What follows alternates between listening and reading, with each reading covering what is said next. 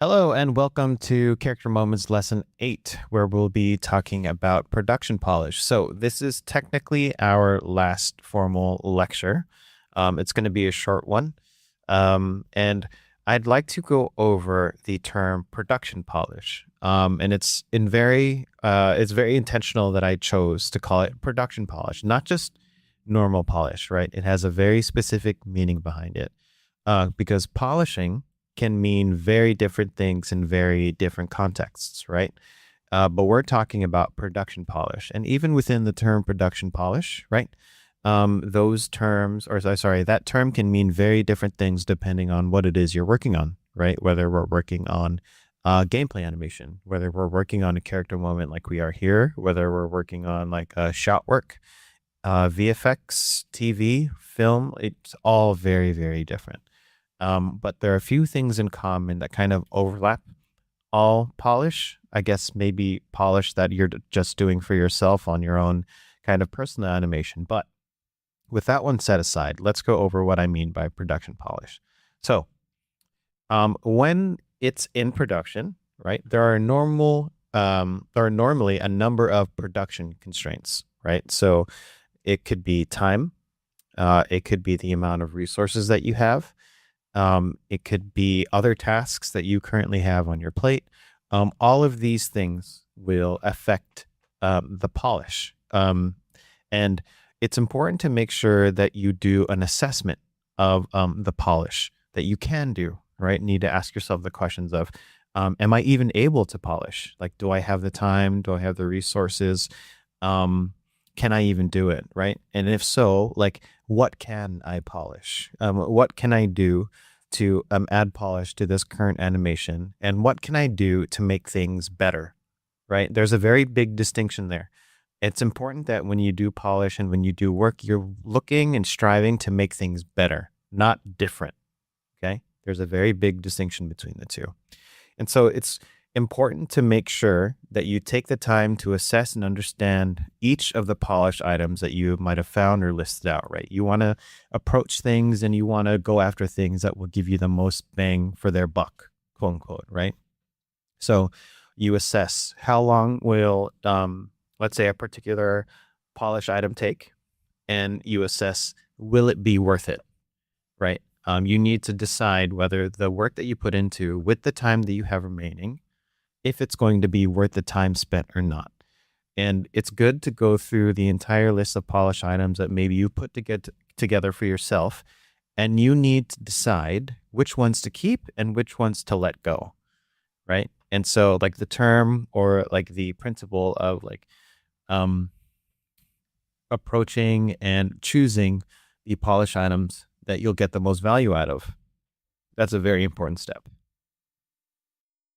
Okay, so in general, there are a couple of things that I personally do and look for when I'm polishing, just in general. Okay, this is even without taking into account what it is that I'm working on, whether it's gameplay, character moment, shot work, etc. Right?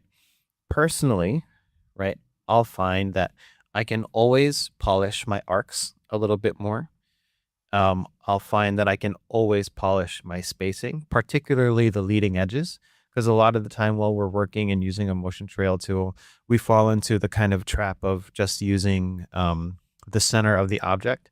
Whereas, like, if there's a very particular lead and follow, or if there's a particular movement on screen, we should technically be tracking the leading edges. And the leading edge in an arc or in spacing changes depending on the direction of the movement, right? Connectivity is another one. So it's very easy to kind of fall into the trap of just animating from pose to pose, making sure there's lead and follow, you're getting overlapping action, maybe some overshoot, making sure there's anticipations, good breakdown, shape change, etc. But there's a real sense of connectivity, I think, that gets lost a little bit only because the approach that we normally take in animation is so planned. And so that organicness of like things feeling connected in the body or on a character kind of gets lost a little bit, but it's a great kind of it's a great polish item to go after because it's a great candidate of like bang for buck, right? You get a lot for very little. And the other thing I call extra 10%. So specifically what I mean by that is plussing phrases. So if you're breaking down your animation to only phrases, and looking what you can do, looking for opportunities to be able to plus these specific phrases in your shot, right? And this is going to be very context dependent, and it's possible that like you may not be able to get any extra 10%, right? But it's definitely something that I look for. So from a workflow standpoint, I like to approach most polish notes in layers, something that's a little non-destructive. So arcs and spacing, I'll most likely do like on the raw animation, but connectivity, an extra 10%, I'll most likely do on the layer, so it's a little bit less destructive. Arcs and spacing and are closer to like just making sure like the motion is clean. So that kind of falls into the category of like maybe somewhere between like cleaning or second pass polish, but I'll do that on the base, and then I'll do the other two on a layer, so it's non-destructive. And once we jump into Maya, the first thing I'll do is I'm going to do a pass for the webs and the web ball. We're going to export it out, get it into game, and then we're going to look at it together in SyncSketch to find out what our polished list is and what we're going to be tackling in the time that we have left, right? Because I would say my current character moment is somewhere between maybe first pass, second pass, but I'm trying to approach it with the mindset of like, okay, this is my production constraint, right? Time is my production constraint, okay? And so I want to be able to action on a list that I give myself, and I want to be able to walk through that with you guys watching. That way you guys can get a sense of what it is that we're looking for, what it is you should be looking for, and you guys can kind of draw those parallels and implement that into your own work.